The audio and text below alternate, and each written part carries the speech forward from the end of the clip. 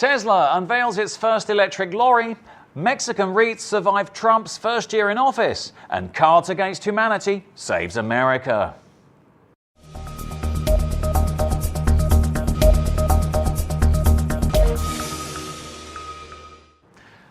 Hello and welcome to today's edition of Mexico News Network's Breaking News Business. I'm your host Elliot Bullman.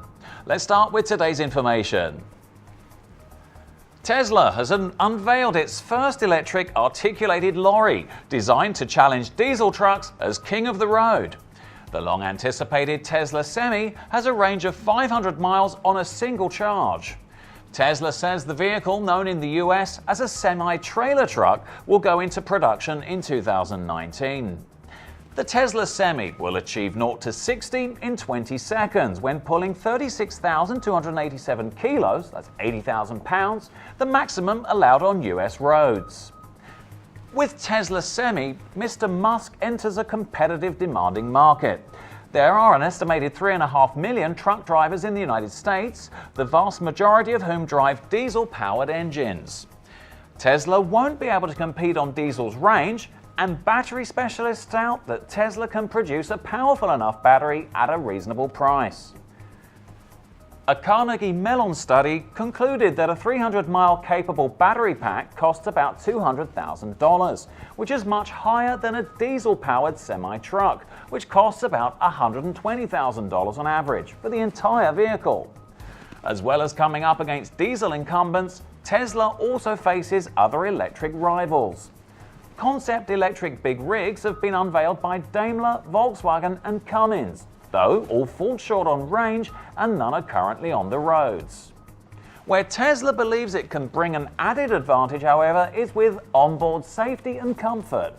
Tesla boasts that jackknifing is prevented due to the Semi's onboard sensors that detect instability and react with positive or negative torque to each wheel while independently actuating all brakes. Cards Against Humanity is celebrating the holidays with a 6-part promotion that the company claims will help save America. Part 1, stop President Donald Trump from building his wall by purchasing a plot of vacant land along the US-Mexico border. The wacky marketing stunt will give each participant a small share of the land, meaning that the US government will have to take thousands of citizens to court in order to buy back the land and build the wall.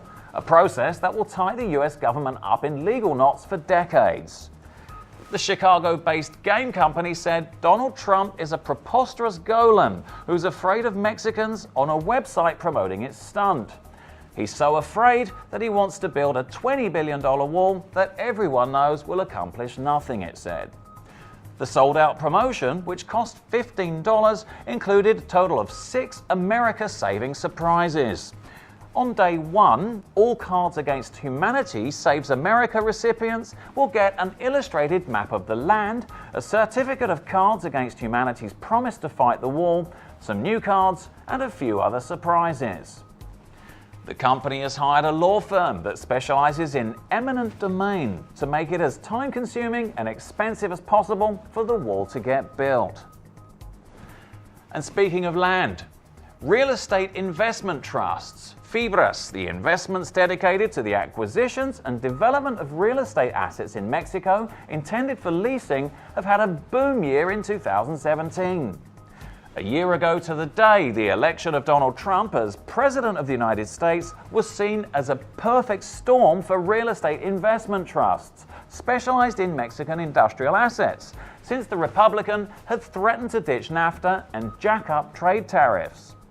The fear a year ago was that Reits clients in Mexico, who are largely manufacturers of auto parts, vehicles, and aircraft components that export to the United States, would end up suffering higher tariffs, and that this would result in lower levels of occupancy in real estate leased by the Reits. However, industrial Reits have not only come out unscathed, but they're also reporting excellent results and expanding their businesses. In the last 12 months, the Reits sector, integrated by Prologis, Terrafina, Fibra Monterrey, Fibra Macquarie, and Fibra Uno, increased sales by 19.2% compared to the same period of the previous year. Mexico has grown its industrial space by almost 3% in the first 6 months of this year. El Bajío region grew 2%, the north 3%, and the central region 4% in round numbers. The stock market has rewarded the good results. So far in 2017, Fibra Prologis shares have been revalued 21.1%, followed by Terrafina with 10.9% and Fibra Monterrey with 6.3%. And finally, let's turn to the markets. The Mexican peso decreased 0.0531 or 0.28% to 18.93 from 18.98 in the previous trading session. IPC Mexico decreased 109 points or 0.23% to 47,857 from 47,748 in the previous trading session. This was all for today. Thank you for staying with us. I'm your host, Elliot Bullman. Remember to follow us on Facebook, Twitter, and Google+, and log on to MexicoNewsNetwork.com for more information on Mexico and the world. Until next time.